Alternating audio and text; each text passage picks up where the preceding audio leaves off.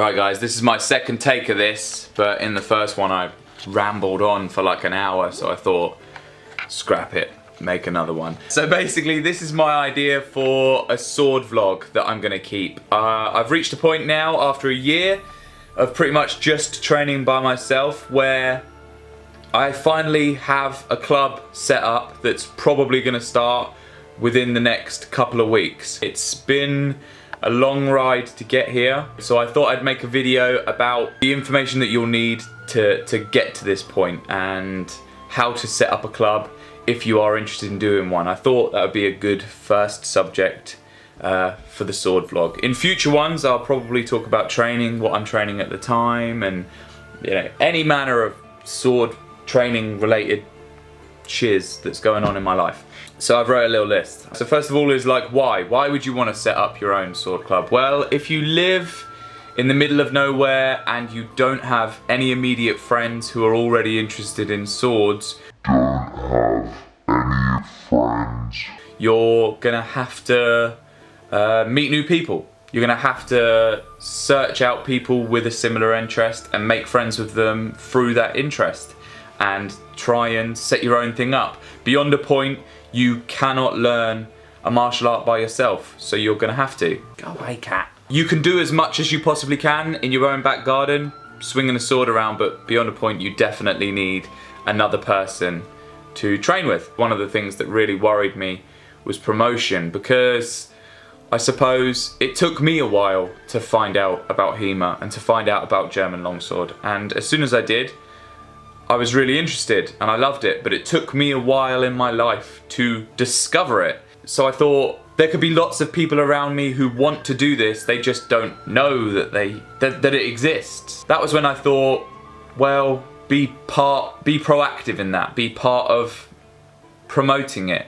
So that's why I set up my own YouTube page, that's why I set up this page, and I tag all of my videos with the city where I'm from in an attempt to kind of reach out to people, to be, you know, if someone enters sword Milton Keynes is where I'm from, in Google, I hope that I'm the first name that pops up in an attempt to find people with a similar interest. There are other ways to do promotion. Facebook pages are great.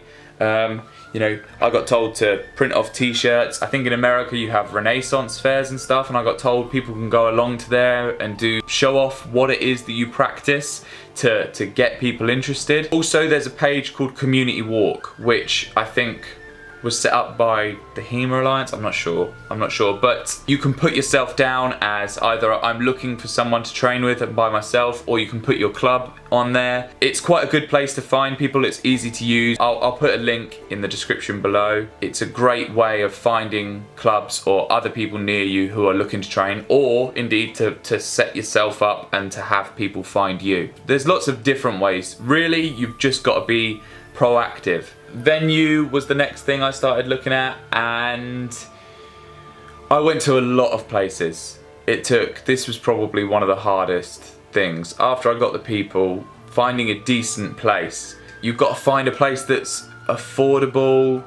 Space is a big problem. I needed to make sure that, you know, it wasn't too decorative a venue. A lot of venues, at least in this country, have like nice displays on the wall, and I didn't want to destroy anything swinging a sword around. And you need to make sure you have high ceilings if you're doing longsword. You know, I went to a few places and really liked them, and then only later found out that they really weren't practical at all. You know, you've got to make sure that the day is good for everyone in your class, a day that suits everyone and a time that suits everyone, because you want maximum attendance. When it comes to venue, it's just a case of getting out there and looking.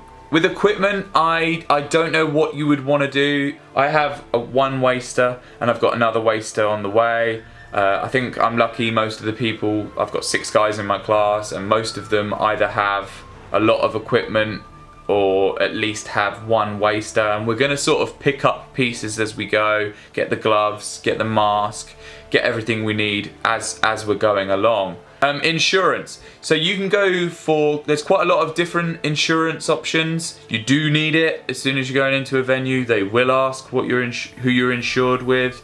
You can get, it's public liability insurance, I think, so if anyone gets injured, there's a few options. You can either chase that insurance out yourself and sort it out yourself, or you can get affiliated. Affiliation comes with other perks. They can help you with lesson plans. They can help organize other instructors to come along and teach for one of your sessions.